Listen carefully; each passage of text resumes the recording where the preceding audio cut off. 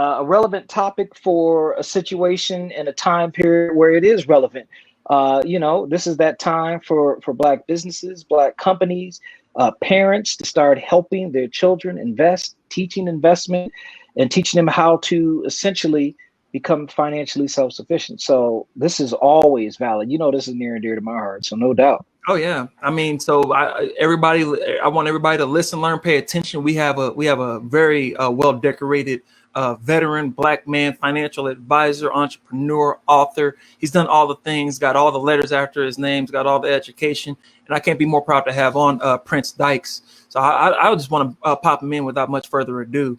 Let's go, hey, Mr. Dykes. Thanks for having me. How you doing today, sir? I'm doing pretty good. Thank y'all for having me on. I'm glad to be here. Yes, sir. So we got Prince Dykes from the Investor Show. Oh yeah. Yep. That's me. The Investor Show. Been doing it now for a couple of years, and been getting great support throughout the years. So definitely appreciate it. And you're also the owner of Royal Financials, right?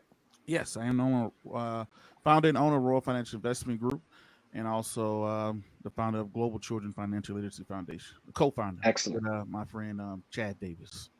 Awesome. Awesome. We met Prince Dykes at a school board meeting 2 years ago, and he came before us with the Global Children's Financial Literacy Foundation, and I was wowed. I was taken aback. I'm like, look at this brother doing it. And I came up to him, I'm like, you're doing what I want to be doing in life. I'm proud to see you doing it, right? And life goes on. He got a few interactions with the school board I mean, not the school board, but the school district.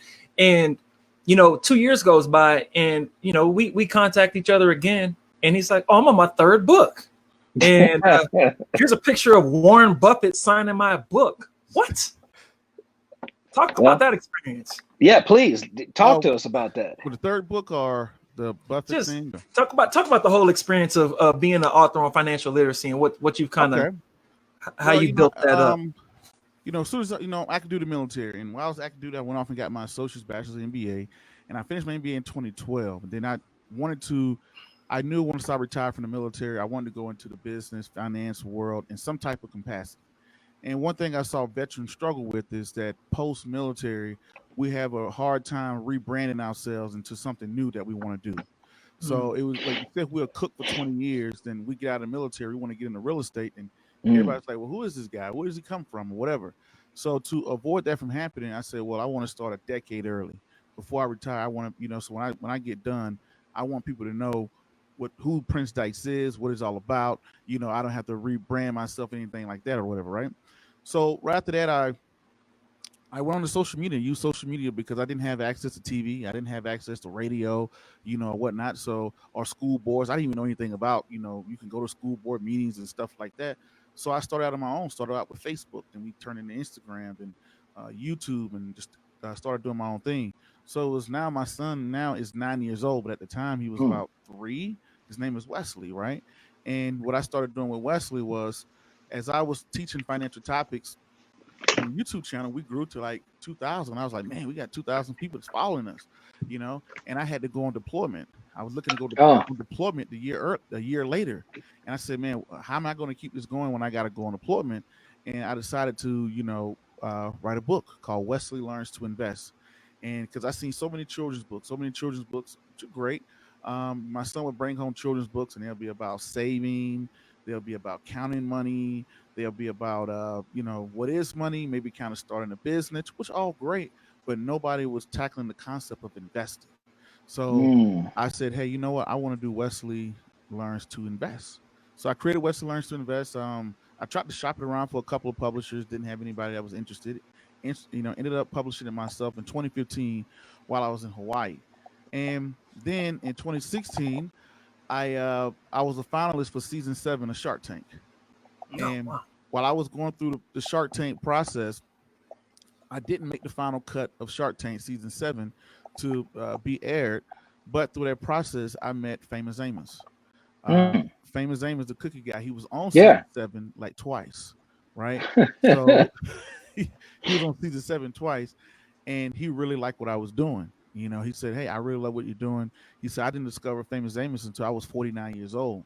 He said, I didn't even graduate high school, So, and he said, when I came into the business world, it was a lot I did not know, right? And he said, I just really think it's important what you're doing. I like what you're doing. And we built a friendship. You know, he was a guest on my show a couple times, and he ended up hosting my second book, which was Wesley Learns About Credit, that came out in 2017. So I published it in 2017. Wesley Learns About Credit at iHeartRadio in Hawaii. And then, yeah, that's the first book that Wesley Learns to Invest. And then once I left, and Hawaii, I turned around and ended up going to, I ended up turning around going to Denver. I had to relocate to come to Denver. And when I came to Denver, I know y'all familiar with Terrell Davis, the football Hall of Famer, and I wanted to interview him because I kind of see him speaking about financial topics. Long story short, I ended up going to the event that he had up at the Broncos Stadium, and we ended up connecting. And he actually liked my first two books, and I said, "Hey, I'm actually writing a third one." And he said, "Well, I want to be in it. You got to, I really love this. I really love the books. I really love the idea. I want you. You got to put me in this next book, right?" And I thought he was joking, but couldn't find out he was serious, very serious, right? And he ended up becoming a guest. He ended up guest starring in my third book that got released in 2019 last year. And we ended up doing that at the Broncos Boys and Girls Club. It was hosted by the wide receiver, Broncos legend wide receiver Rod Smith. Okay. Terrell Davis was there, and all the Boys and Girls Club. We had some good sponsors, Belco Credit Union. Shout out to them. They sponsored the event, and they purchased a book for every kid at the Boys and Girls Club. So that was great. And then I was the world of finance and investing. We ended up, I used to go to Berkshire, Omaha, Nebraska. That's the home of Warren Buffett. I was going in there for about 4 years. I would go to his annual meeting. And throughout the years, I met people along the way or whatnot. And I knew a guy, and he said, "Hey, Prince, I want to have lunch with you, and I want you to bring your books with you because I like your third book that's getting ready to come out." Sat down with the guy, had lunch, and long story short, who I really was having lunch with, I didn't even know until the end, was actually Miss Buffett.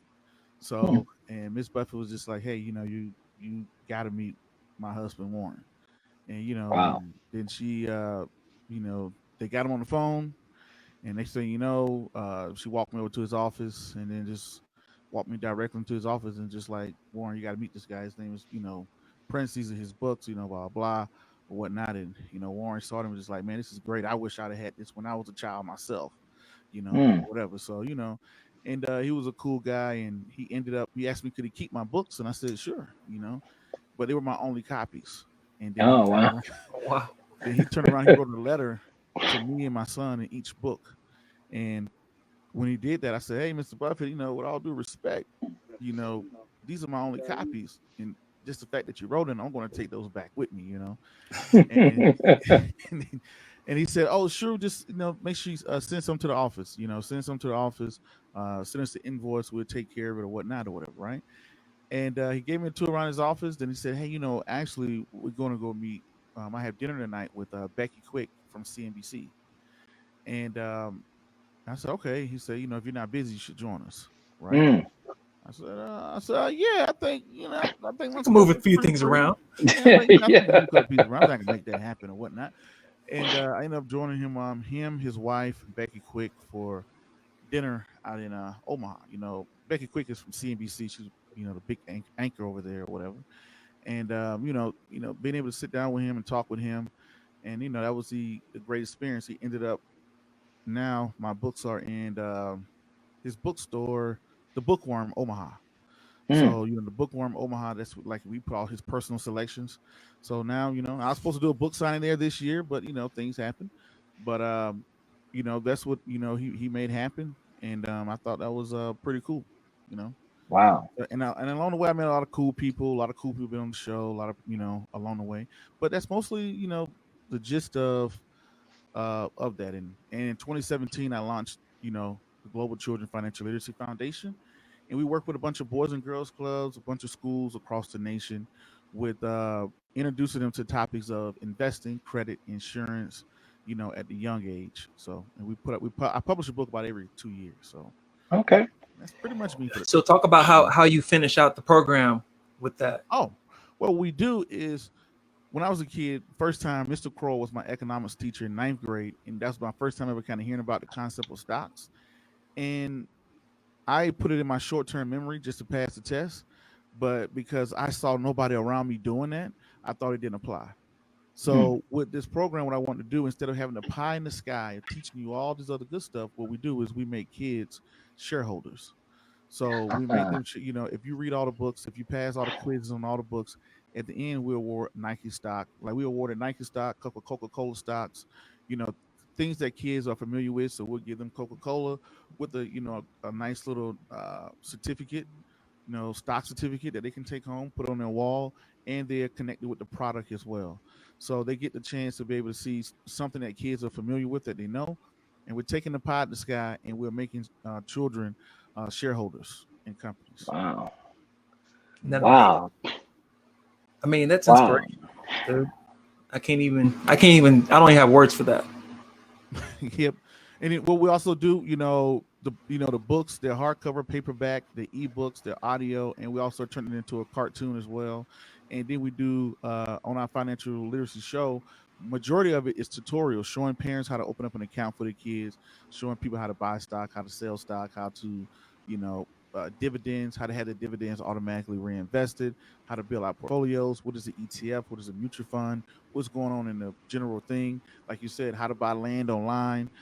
We have guests coming from around the globe, so that's pretty much it for the most part. Yep, that was the second book that Wesley learns about credit. That was published in 2017. So yep. That's So, amazing. so, so your focus obviously is getting that start for the children. So, and do you recommend this book? Is this book at a reading level for? What's the age level, I guess, for the book? The book series, I wrote it because I knew a kid is not going to walk in the store and say, "Oh, insurance," and Hmm. "Oh man, credit." I always want to know this, right? It's probably going to be a parent, right? So I figured it'd be more of a family book than a children's book, right? Okay. So the concept is, so many times we pick up books that say nothing at the end. The dog jumped over the moon, great, right? And elephant and the tiger played, cool. But I'm like, hey, I was telling my son, man, you're gonna have some real world stuff here. It don't matter if you become a doctor, a lawyer, or whatever. You're gonna need to know about investing. You're gonna be faced with credit. You're gonna be faced with insurance. You're gonna be faced with real estate, things like that. These are the topics I want to talk about. So the level is about 10 to 13, right? Okay. And it's Okay.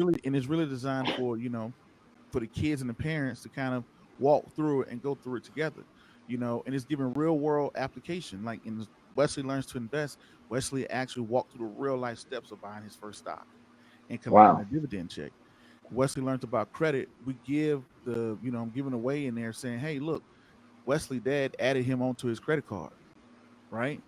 And now he gets to at a young age, he's an authorized user of his dad's credit card, and he's building credit at a young age, right? And he's learning from real world things. The concept with insurance, he learns that in the storyline, he has a little lawnmower business, and his Mm. lawnmower ends up breaking or whatnot. But guess what? He has insurance, and he always has his uncle Rob, who doesn't make the best financial decisions, where he Mhm. learns from. So so that's why I think it's great, because guess my solution to problems is you have to be proactive instead of reactive. The financial Hmm. industry is geared towards being reactive. Hmm. If I brought my car into a AutoZone and said, "Hey," or not, my engine blown out, and they said, "Why did your engine blow out?" "Oh, I never put oil in it." The first thing Hmm. would say, "Why did you never put oil in it? How did this person get to the point to never put oil in his car?" So this is what we're doing now in the world of finances and investing. So many people geared towards adults, but what can we do to prevent? So, and I think one of the major ways to do to prevent is to introduce at a young age. Absolutely. Absolutely. So, do you recommend that parents seed money to the child to begin that process? What would you? What I guess what's the initial things that you would say Mhm. to a child? This is what you where you need to start at. Okay, point blank, simple and easy, right? If you have a child, the first thing you're doing when you start investing for a child, you are increasing their time horizon, right? Hmm. Most of us don't start to 30 or whatever the case may be. You're starting them over at 5, 6, 7, 8, 9, right? First thing you can do, couple ways. You can start them a 529 college plan. Secondly, Mm-hmm. you can either start them a Coverdale ESA, right? Educational Service. I can't remember the acronym, but it's another college plan. Most importantly, you can start them with a brokerage account. You can start them with a brokerage account and buy them some of their favorite companies. So one of the things you can do right now today, a parent, if you got a social security number, all you have to do, and this was a Huffington Post article that I wrote a couple of years ago. But one of the things you can do is you can start right now with having your kids and taking your kids and buying them something right now, like starting them Right. with a brokerage account, and then you making it friendly with them to say, hey, look, we're going to buy, you could buy index funds, you could buy some of their favorite companies, because kids are the future. Think about it. Everything that is big today started out when we were young children. Look at the Mm-hmm. Power Rangers, look at the Marvel movies, look at the Mm-hmm. comic books. So, we loved Apple products when we were kids, and they just grown. Nike, whatever, right? So kids also, the secret behind that is your children will tell you where the future is going. We know what is Right. good today, but your kids are not going to know what catching the taxi is like. They Right. don't, catching a yellow cat, but they're going to know what Uber is. Yeah. So right there, you could be like, "Bing, okay." There is something you're looking at today that your kids. I wake up every day and I look at my son's picture and I say, "Man, it's something that I'm looking at today that he was like, why did my dumb daddy just go ahead and just buy me a bunch of Uber? Why he didn't buy me a bunch of Tesla? Why he didn't, whatever? He was looking right at it. He had the money, but why did he do that?" And that picks my brain every day. Microsoft, Google, all these great companies that we know about, Facebook, right? These companies, that household name companies that we know about, Apple, and just to Mm-hmm. think about it, say, hey, we can start doing that, and start investing for your children now. Because guess what? The reason why it can't end up as a loss, because even if I invested and I lost 50% of everything I invested 20 years later, is better than what I was going to put my money in the first place. And where I was going to put my money in the first place, say if I would have bought him some shoes and clothes, where they have gone anyway. Where it's gonna be at. Absolutely. Exactly. And Absolutely. you did a video about, oh my goodness, well, you did so many videos, Mhm. but you definitely you're covering this topic so well. There's actually, what everyone that's watching us needs to do is go to Royal Financial's YouTube page, Royal Mm-hmm. Financial on YouTube, and he has tutorials on how to get into E-Trade, how to get onto all these different stock trading sites, TD Ameritrade. Mhm. Just remembering off the top of my head a few of them, but entire playlist. I think that one playlist with E-Trade has like 97 videos. He's Mhm. been doing this for a while, y'all, and he can walk you through the process. We were talking about, the last time we talked about financial literacy, we were talking about access points, entry points. Marcus was talking about how you can get in with small dollar amounts. You got any advice for folks, young folks even, that are looking to get into investing with small dollar amounts? Great question. This is how the game has changed from me starting back in 2008. I started investing just blindly in 2007, 2008, right when the market was crashing. And I thought, man, this is the dumbest thing in the world. My parents told me I was going to lose my money. What am I doing, right? And I was able to jump out, just did the dumbest thing. I should have been investing harder, but nobody was there to guide me. I didn't know. I thought it was the end of the world. I literally was in Iraq at the time. So I'm in Iraq. We're fighting in Iraq, we're in Afghanistan, gas prices are through the roof, big companies are just falling, Ford is going down, General Motors is going down, all the companies are going down. So I started to think immediately, man, this is a horrible time for me to start investing. But one of the things that changed the world, now it used to take you a long time before you started investing. Now you can invest with little to no money. How you can invest with little to no money is, one, you can buy fractional shares now. For prime example, Amazon costs $2,600 per share, but you Right. have apps like Cash App where you can buy Amazon for $1. Goldman Sachs just came out and said, hey, you can buy, not Goldman Sachs, but Charles Schwab. They just came out with their initiative where you can buy fractional shares. So one share of Amazon may cost you $1,200, but now you can get a piece of the company for $5, $6, $7, things like that. That's what changed everything for me, right? That's what changed everything. That's a game changer. Also, they took away fees. In order Mm-hmm. to buy a stock, it used to cost $10. Then it used to Mm-hmm. cost $7. In the 50s, in the 30s and the 50s, it used to cost $1,000 to just buy and sell the Jeez. transaction, right? Just due to technology, when I started investing, If I wanted to buy a share, it used to cost me $10 to buy it, and then when I wanted to go sell it, it used to cost me $10 to sell it. Nowadays, Yep. you can get the big chip companies for free. Yes, and So that's now, well, I've been. if I only have $100, you can't say, "Oh, I only Yep. could buy this." You can get fractional shares now. You have Yep. apps like Robinhood. You have things like M1 Finances. Charles Schwab owns TD Ameritrade. They purchased TD Ameritrade in October for $25 billion.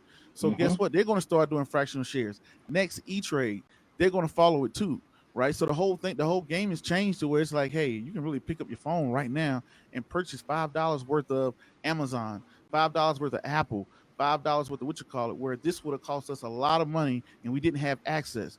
Like my dad is 74. He says, son, I couldn't just pick up a phone and buy stock.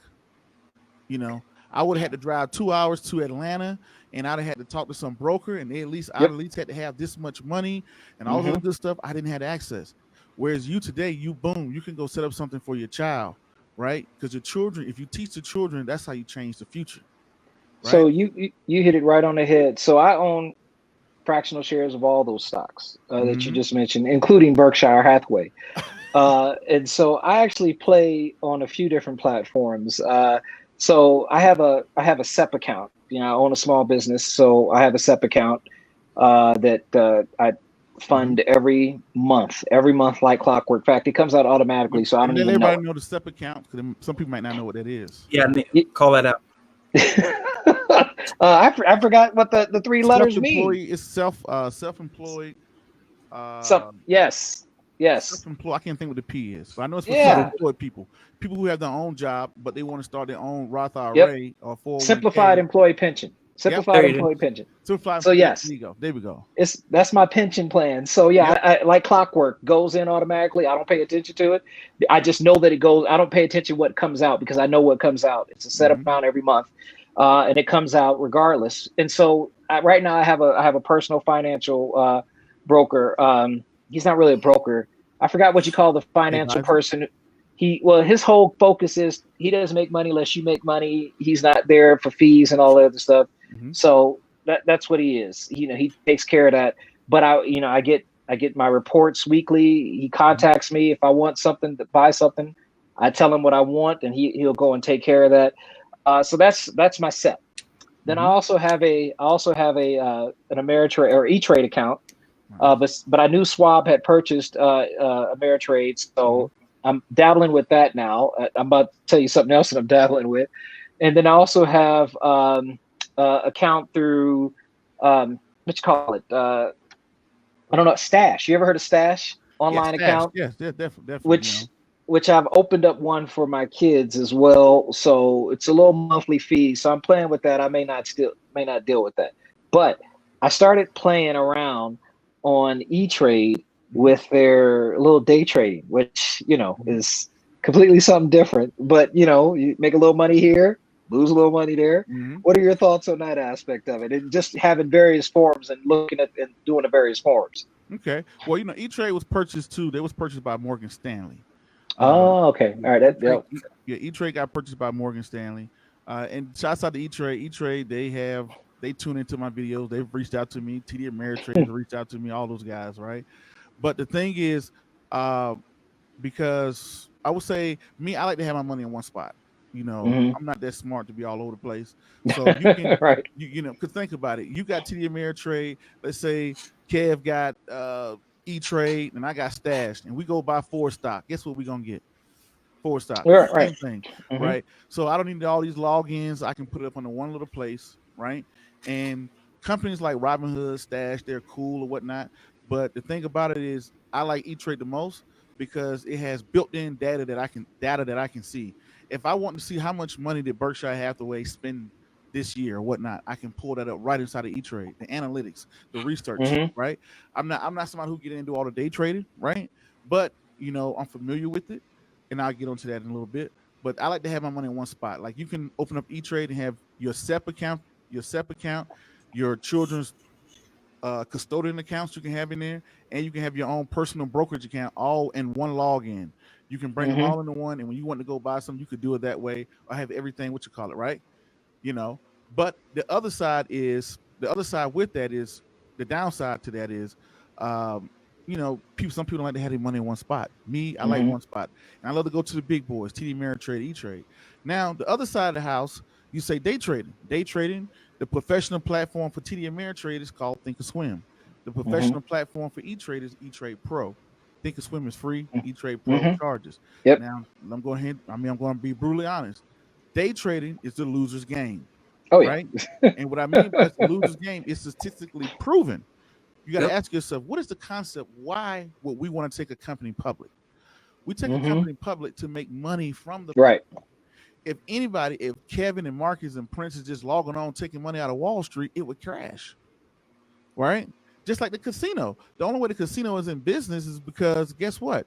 More Losing. people are putting in than taking out, right? So the person that gets in and goes against the market, 92% of day traders are failures. Only 8% can continuously beat the market over time, right? That's only 8%.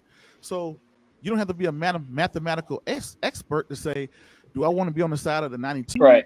or do I want to be on the side of 8, right?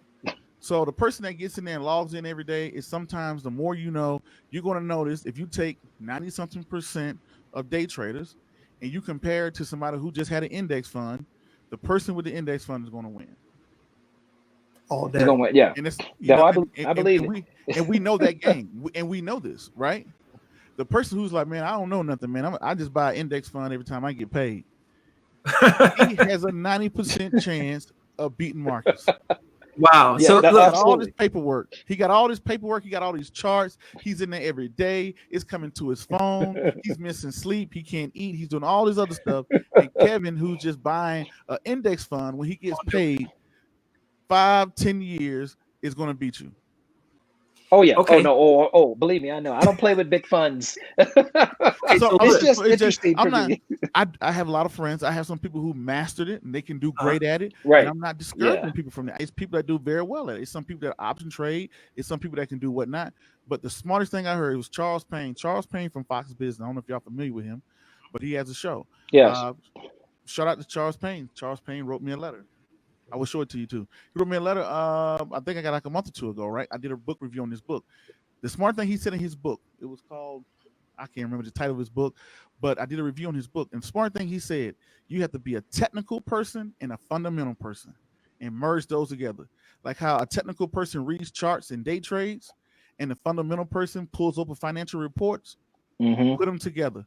Fundamentals tell you what to buy, technicals tell you when to buy. and If you that can book is manage called those two, Unstoppable Prosperity. there it is, Charles Payne, Unstoppable Prosperity. Mm-hmm. Shout out to Charles Payne from Fox Business. But that was one of his books there that he was really harped on. I mean, it was said in other books and things like that, but he really harped on it and said, "Hey, look, I always read books, and it was on two sides. There was a fundamental person, and then there was a technical person. This was like one of the first ones where I seen somebody take technical and put it on top of fundamentals." Okay. Wow. Well, let me change the subject slightly because the other half of today's topic is social currency. You Mm-hmm. and I had a really good conversation offline about Mhm. about not only do we need to worry about financial gain and economic prowess, but the other side of currency is the social currency, not just money.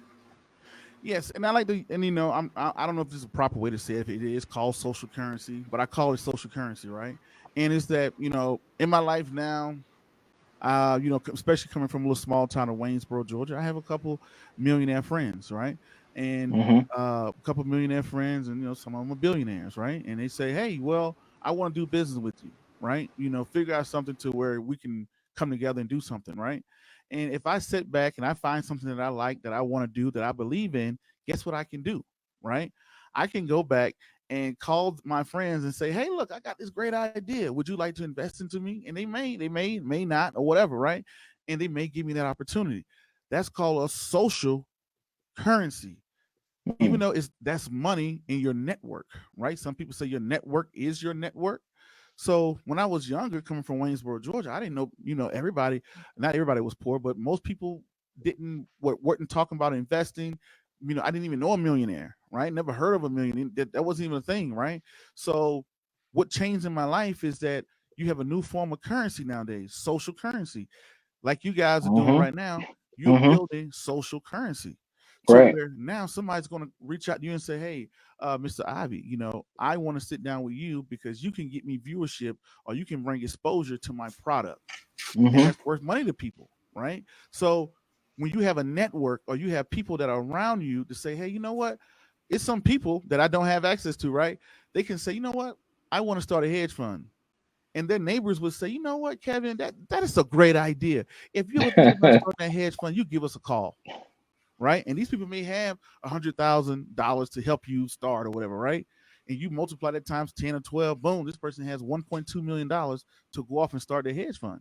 Right. But if you're from an impoverished background, who are you going to call? Exactly. So exactly. we could be two people. I could be right now, I'm in my basement, right? And you can have another guy in his basement, but due to my access, due to my social currency, I'm closer to my goal than you are. Even though we got the same amount of money, we have the same thing, but guess what? I got a few people I can call that can do certain things for me and put me in certain positions, and I call that social currency. Yeah. That's so valid. That's so valid. I mean, we're dealing with that here.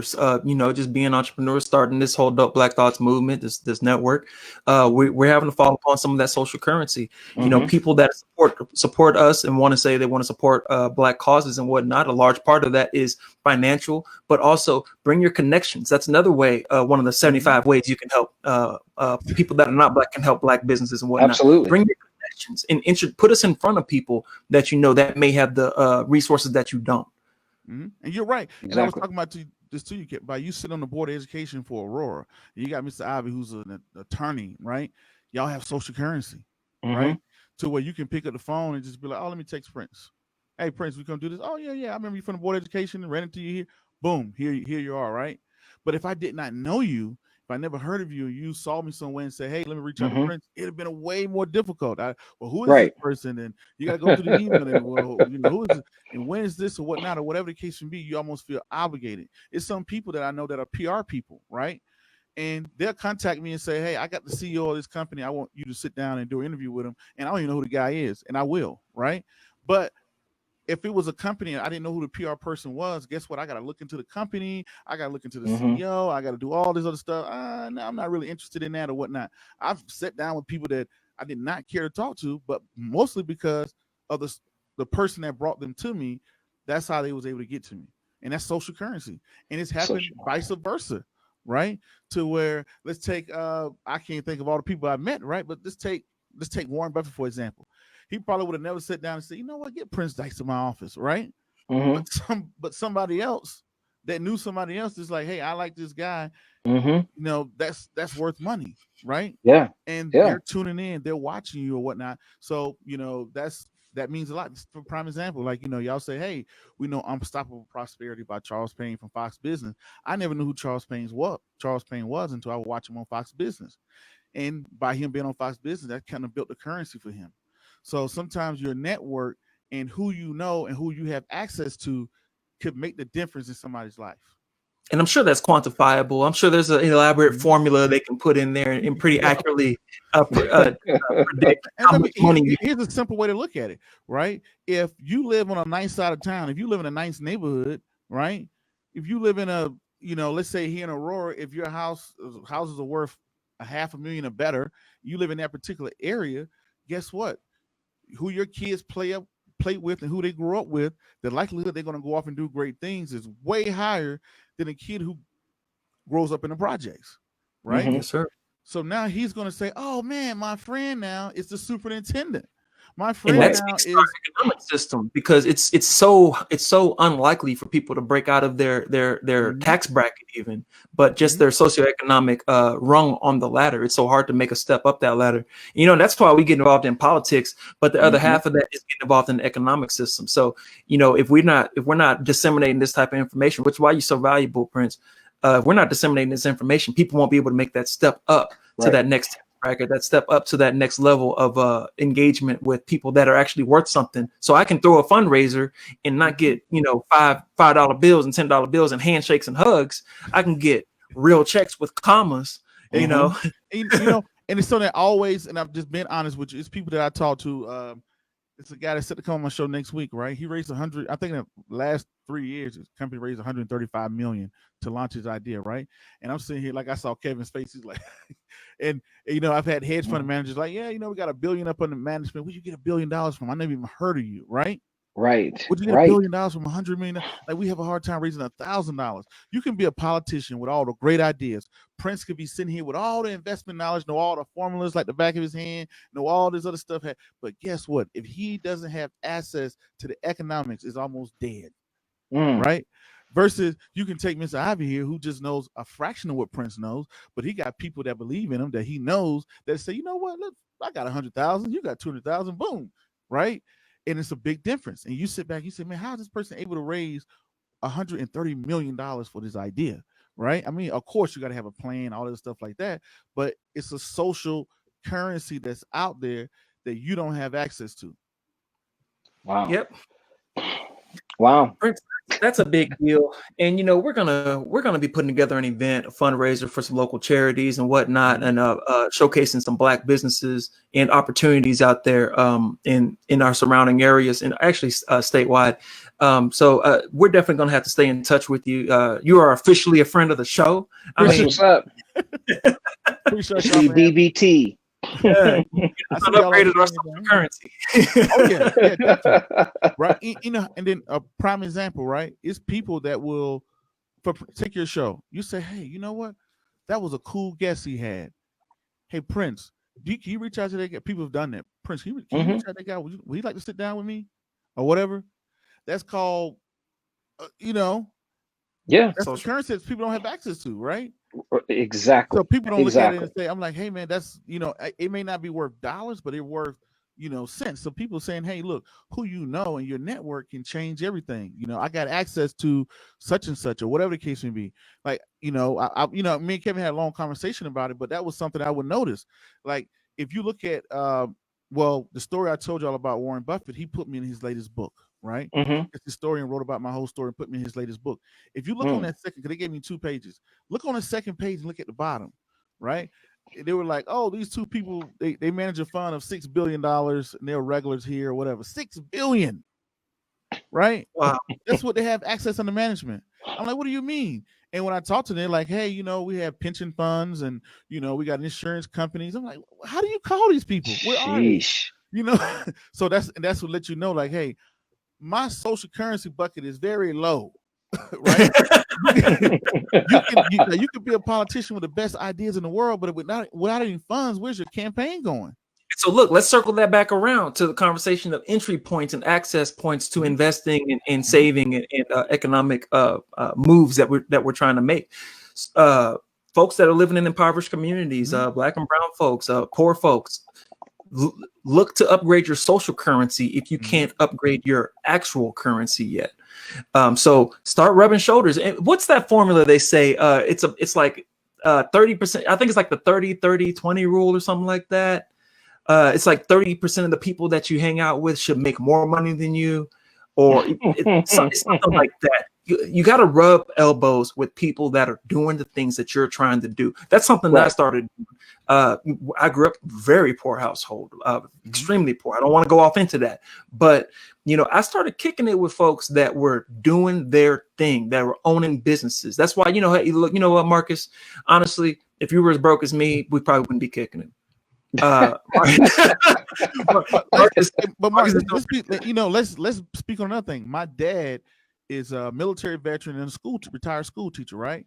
By him coming up in his era and being a school teacher, and my mom being a school teacher and owning a daycare center and things like that, that gave me social currency in my hometown. So when I went off to go do things, I had access to school teachers that other people didn't have access to. My old school teachers are now the superintendents and the principals and all this stuff like that. So now they remember me. They know dad, they know my mom, that was a currency, that the average person may not have access to, right? Since they kind of know you. So find people who have that currency and find out how you can benefit them. If you see DBT show and you see them, they're doing great things, find out a way. Hey, look, guys, I can edit your videos. I can do your audio. I can do an intro. Can I, talk, can I Trent? how can I get next to you? How can I help you push your brand? Can I run your social media? Can I take your Facebook page? Can I take your Instagram? Right? And now look, when y'all got that currency built up, now that don't always worry about the dollar, worry about the opportunity. Yes. Right? I no, you preaching. I read plenty preaching. of people just came to me and said, hey man, I don't want your money, just give me the opportunity. If I have the opportunity to do something, I suck at it, take it away. But give me the opportunity to be able to do this. Give me the opportunity. If I take the opportunity, I'm going to run with it, right? To where you're going to be like, wow, this guy really is the best. Mm-hmm. He really is Prince, the best at this. So, I can't thank you enough. We're gonna wrap it up on you because Prince can go. Me and Prince can go. Look here, if we were doing an when I hung show, on the phone with you, I looked at my time. I'm like, goodness gracious. and you weren't dominating the conversation either. But no, definitely everything you're saying 100% valid. I want you to tell everyone where they can find all of your stuff. I want just tell them everything. Yes. If you want to support me, the third book, part of our deal, 40% of our shouts out to NFL Hall of Famer Terrell Davis. He wrote off 40% of his profits to go to the Broncos Boys and Girls Club. Also, 10% of all our book sales comes back to our foundation, Global Children Financial Foundation. So if you want to support, always tell people, don't donate to me, support to me, right? I like that. Don't donate, support, right? And you get one opportunities. We have, of course, we got the Investor Show mug. I'm telling you, right? I'm telling you, when you start reading this, when you drink out of the Investor Show mug, financial reports are so much easier to read. I'm telling you. I love. Okay, I gotta get the mug. I gotta change my life. When I use my Investor Show, I'm like, man, you know what? These financial reports are a breeze, right? So we had that. Of course. We have the entire Wesley Learn series, which is available everywhere. WesleyLearns2Invest.com, but there are ebooks, there are audiobooks, there are paperbacks, there are, anywhere you can find books. I know it's a Barnes & Noble that carries them here, but they're on Amazon, they're on Barnes & Noble, they're on iTunes, they're on Audible, and if you want to follow me, you can just type in the Investor Show or type in my name, Prince Dykes, and you could find me a goofy everywhere. Guy that looks like me that pop up somewhere, and literally everywhere. Literally. Man. No, I definitely appreciate this a lot. We're gonna definitely support and buy the series for Wesley. Learns to blah blah. I think it's important in that aspect. That's part of what we want to do is invest back in those who are given to us. So no doubt about it. We definitely will do that. I definitely appreciate you guys. Thank y'all for having me. I definitely appreciate y'all support. And anytime y'all need me, Kev, you got my number. Yes, sir. We're going to be pushing you out there because we got to support. We don't want to donate. We want to support. And thank you for upgrading. Don't donate. Come up with a product. Find ways to support me. People always be like, people love to hit my live Cash App. I'm like, support my product, because if you support my product, my numbers go up. And when my numbers go up, now I can do other things. So if I wanted to, I don't know, I wanted to write a book with Bill Gates. Right. But if I can say, hey, I sold 50,000 copies out of my trunk, and if I can get XYZ, that's numbers. I'd rather have that than to have $100. Right.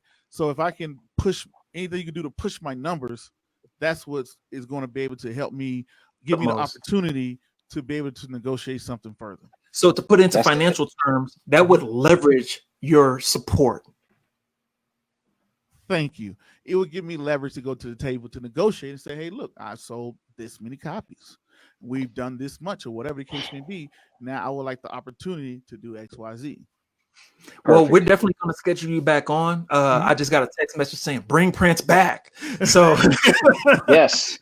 And I think what we want to do is we want to kind of do a little bit of a live show, in a sense. We want to take questions that the folks can put to you while we got you, for a period of time. And if you're okay with that, that's kind of ideally what I like to see in this aspect too. Oh yeah, definitely. And I know y'all using streaming, y'all can do it. Y'all can do it right here too. No doubt. Y'all can bring it up. So yeah, definitely open for that. And any way I can support you guys, y'all let me know. And let's make it happen. That's what I want to hear. Thanks a lot, Prince. All right, thank you. All right, have a good afternoon. You too. Wow, brother. Yeah, man. That's what's up. That was excellent. No, how long have we been talking about bringing on, a financial advisor, a Black financial advisor that has the ability, to uh, speak to us, speak to our people in that aspect. I needed to get that DBT. Oh, sorry, there it is. Need to get that up in there. Sorry. Just slide that in there. Since the second Yeah. episode, actually. So we've been working on this one, and you know what? My face is tired from smiling. Dude was just hitting every point that needs to be hit. That's what we're talking about, ladies and gentlemen. And honestly, here's another tip: if you want to help the Black community right now, spread this message. Spread this episode. This episode is a huge one, and we're going to have him back on. But also follow up with Prince Dykes literature, because we're educating these Black kids is going to be super important, and educating all these kids about financial literacy. The thing is, historically, Black youth have been not necessarily as well versed in financial literacy. And so that's the thing. What I kind of took out of that a little bit ago is I have E-Trade. I love E-Trade, but why not just go open up an E-Trade account? The great part about E-Trade is you can do some research. In fact, while we were sitting here, I just bought some index funds, VOO, Vanguard Index Fund. I know, I'm tripping, but why not? Why not? I'm like, well, let me see what this is. No, but no doubt. I mean, you have that ability to do that and really start investing and really start getting into the research. I think you'll find it's more fun because you're dealing with money and you have the ability to make money.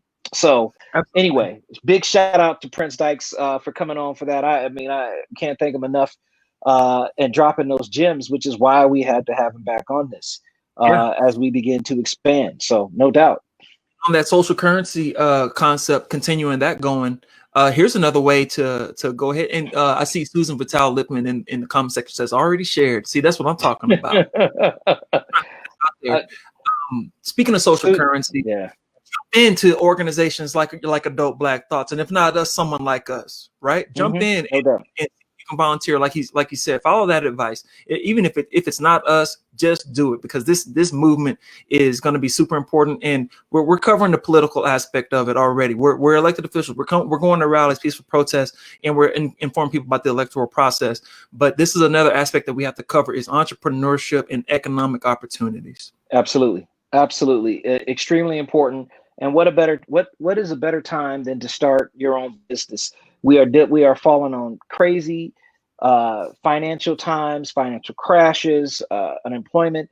Why not take that idea that you birthed and that you've been marinating on and cultivating on and start your business? Start your business. Put together your plan. It's not terribly hard to put together a business plan. Put together your plan. And just go out there, put it out there. As far as we're concerned, whether you get no views or 300 views, we still putting out a product that we hope that folks will come back and rewind and say, you know what, I got something from that. But that's the goal. At the end of the day, what kind of dope Black thoughts are you getting into, and what are you thinking about? So no doubt about it. So we got about 10 minutes, but we got to get into some stuff. So I know you want to go there. Where you want to go? Man, I mean, okay, so just a little. There's some funny stuff that I wanted to cover. While we're over here begging to not be murdered, there are people that have been committing some of these crimes that are also begging for their own advantages to remain exactly where they were. So I'm gonna pull up some stuff. Did you have anything in particular that you wanted to cover though? No. Well, you know what? Here's the thing. As you know, we both know, we're both on the school board. So it's going to be about that time for us to do another town hall. And I'm honestly, the rules say if you have 3, you got to post it. So I think we should, me and you should invite one of the other board members on, and have a town hall coming up soon, and let's talk about that. Let's talk about some issues. Let's talk about the things that's concerning folks, and let's get deep into it. I mean, obviously we can do it now, but I don't want to do that now. I want to invite another person on, and let's get into some deep discussions on some issues. And let's get folks, we'll do it on the DBT platform, and let's get folks the ability to have live comments. One of the things that I loved that we did is we had our first town hall as a school board not that long ago. Right, I had made a request that this is what we should do, or at least we should need to have that public feedback, and y'all got together and we made it happen. I think it's important because I don't think it was enough. And I'm not there to present. I don't think we should be there to present anything. I think we should be there to sit down and listen. And let's tackle and deal with some of the issues. Let's deal with some of the concerns. We're not there to make decisions. We're there to listen and take that back to the board as a whole. So there's some things there I want to get to, but not now. I just want to put that out there on the platform that we about to do it, and we gonna make them post it so we can have some discussions and answer some questions. Because yesterday when we had our little special we had a special episode. We had some folks that talked about some things. Education. And we heard y'all. So I made a phone call to a brother that I know that's involved in education. Been involved in education for probably at least a decade, probably longer than that. And we're gonna have him on. We're gonna have him on here pretty soon. I'm just trying to get the scheduling knocked out. But he's a friend of mine, so we're gonna cover deep education topics with actual experts. And I mean, and honestly, Marcus, you are quite an authority on education, being TA for years, president of a school board and whatnot. But we're gonna have on some people that I can actually hang my hat on, letting them just speak and give them the full screen. But let's go to a little lighter topic right now, because what I'm wondering is, how much am I supposed to be concerned when a cop is crying over this?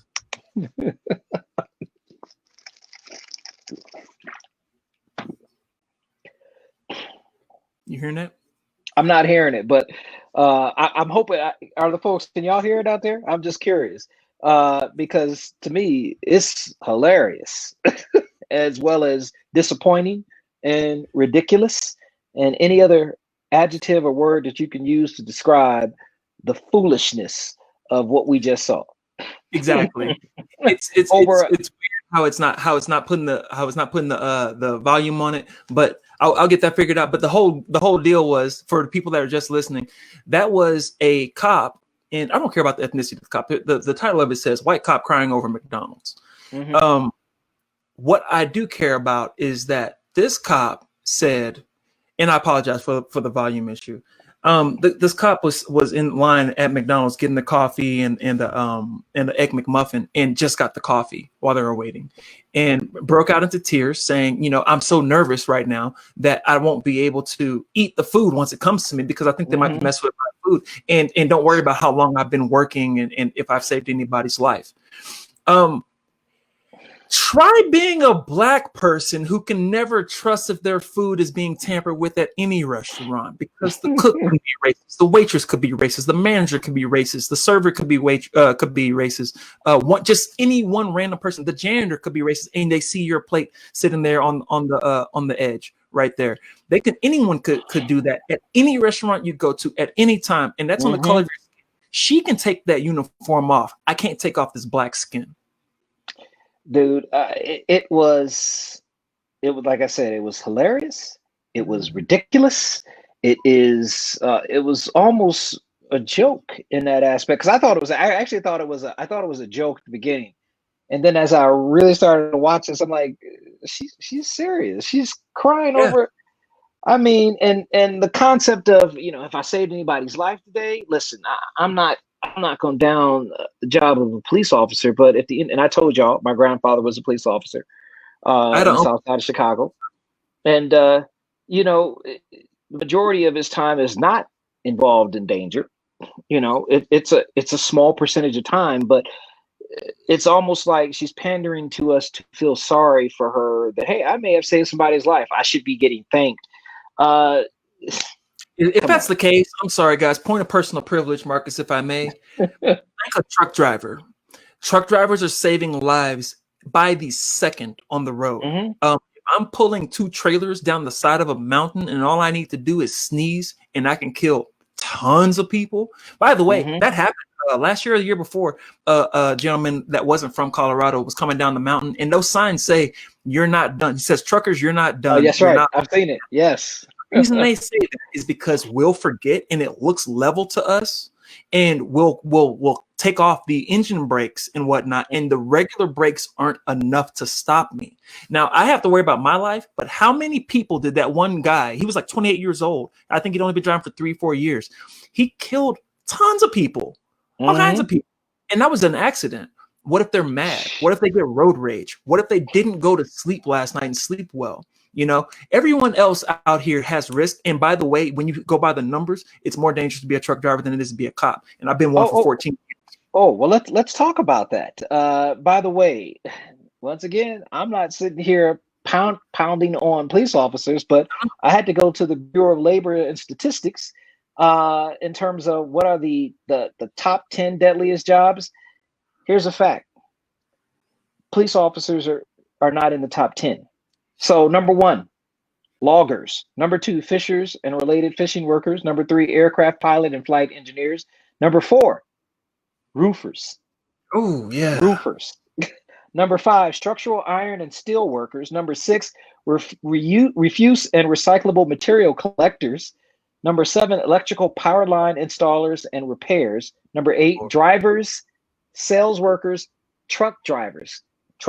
Number 8. Number 9, farmers, ranchers, and agricultural managers. Number 10, construction workers. That's your top 10. Top 10. Those ranch guys, I don't know if it's a ranch or if it's a farm, but when they have those grain silos, did you know that there is a rash of people that get sucked down into the grain silo? Because sometimes no idea. Feeding arm that goes in there, sometimes the grain gets piled up and it'll just overflow and fall into the ground and will be destroyed. And they call it like walking the grain or something like that. I'm forgetting the term, but they have to walk on it. But the problem is once it gets broken free, it can wash them in. It's like quicksand, and they'll go in there and they'll suffocate. This happens very regularly, and that's just your standard farmer. That's your standard grain supplier, and we all eat rice. We all eat wheat. This is a very, very normal thing. By the way, you got your roof done. How many regular people are trying to throw something on their roof and fall off and break a rib, break a leg, break a back, or die? I happen to know someone. You know him. You know Bill. Bill fell off of his roof recently and broke 3 ribs, and he was an elderly gentleman. Could have lost it all. Sheesh.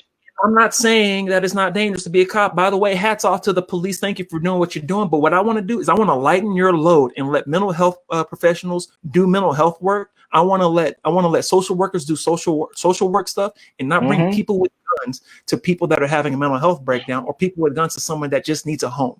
I don't want you coming up to them. Dude, that's not what needs to happen. Yeah, that's just factual. And so I know somebody will probably ask, well, what do they rank? I got the number for you.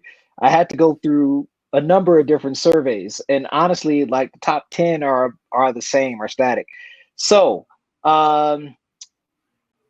let's just do this. Number 15, police officers and firefighters. So police officers and firefighters are at about the same rate. So of the 15th deadliest job in America, guess who's the next deadliest after the police officers? Janitors and pest control specialists. Janitors. Hey, thank a janitor. You know, you guys, appreciation to your janitors. Why aren't Facts. you? Hey, you know what? I think we'll be ready. Us janitors will be ready to come and clean up your mess if you would just say thank you a little bit more often. No one's saying that. I don't want you to worship at my feet if my job is more dangerous than yours. I just think that all of our lives matter equally. And the thing about Black Lives Matter is it's really a question. Do Black Lives matter? Well, you heard me ask that because that's the question we ask in court. Do Black Lives matter? Because I don't understand. I mean, I don't get it in the sense of the disparities and so forth. So no doubt about that. But to bring it back to our officer, it's almost comical. But if you actually went on Twitter and actually saw the actual Twitter post of it, you would see people there consoling her because she didn't get her egg McMuffin. You know what? What was that one lady that killed Botham Jean? Shot him in his own apartment. And Amber or something. Amber. I thought we weren't going to be saying their names, but anyway, that one. They went over there and patted her on the back. I think it was the judge. Patted her on the back, fixed her hair for her, and everything. Judge hugged her. Judge hugged her. Yeah, I had to get her along with Botham Jean's family. And I got to be honest, that angered me. That angered me. I mean, I understand the concept of forgiveness and whatnot, but this woman took this man's life. He will never live again. He will never grow up. He will never grow. He will never learn. He will never be able to love. He will never be able to hug. He will never be able to call his mother and say, I love you. Or listen to his gospel music or eat his butter pecan ice cream. As he was doing in the comfort of his home. So we thought it was comfort, the safety of his home. No, he won't get to do that. And it's no joke. It is no joke. You know, my little struggle story from back in the Gap was when I was in 5th grade. A friend of mine named Andy got shot in the drive-by, sleeping in his own bed, and I didn't understand the gravity of that until I was probably 30 years old. I was not equipped with the emotional processing skills to understand how that affected me, and I did not receive any bullets. Right? Mm-hmm. Imagine how it feels to know that you go home and you're just gonna get shot. It's a distinct possibility, and people are going to uplift that person that just shot somebody. Now, when I grew up, it was in the 90s. There was a lot of Bloods and Crips, a lot of drug dealing. It was the crack era and whatnot. I was able to say those thugs committed that drive-by and just shot up somebody that didn't do anything to them. How horrible was that? But we didn't do that in America as a society then. I'm glad that in 2020 we're doing that. We're doing that today. Some of us, I'm going to say, I don't even know if it's the majority of Americans are actually really on the side of what everyone's talking about right now. But, you know, we're hearing the right message now. Let's make it concrete. Let's get the right people in office. You know, we were just talking about district attorneys and whatnot. I'm supporting Amy Patton here as our district attorney in JD 18, but if that's a judicial district. Everyone that's listening, you need to find out what judicial district you live in. One, you need to pull up your ballot. Your primary ballot should have arrived to your home already. They've already been mailed out. If you live in my state, in other states, it's somewhere soon. Mm-hmm. Right. And do some research. Get on Google, check out their web pages, and see what they're talking about. See if these people support the thin blue line, if they support prosecuting police that have wrongdoing. And Marcus, I'm just one more point, real quick. It is the most dangerous job in the world to be a good cop. Because the bad cops will make your life hell. They won't back you up, or they'll even put out a vendetta against you. You might have a target on your back, just like these Dope Black Thoughts t-shirts. That's a target. You know, man. You know, I got something for us, man. I'm gonna put it on next show. It just popped into my head. I gotta be up here. So. I mean, I know we over an hour. I just want to throw out my dope black thought of the day. That is, open an investment account and put in $5 to start. Because you have the ability to purchase fractional shares. Why not? Why not? Give yourself a brain challenge, if you will, which will force your brain to think and to run. And on top of that, you have the ability to make money. So why not? So that's my thought of the day. Open up an account and just start putting a little money in it every month, every week, whatever, and start investing and seeing what you can do. Make it happen yourself. If everyone else has gotten rich or made money off of it, why can't you? I don't have anything to throw behind that. Let that sink in. Listen to Marcus. Thank you, everybody, for tuning in. It's been a wonderful episode. Hope you support everybody that we're supporting, including Prince Dykes. Support the show. Check us out on Patreon. Stay black. Stay dope. Peace.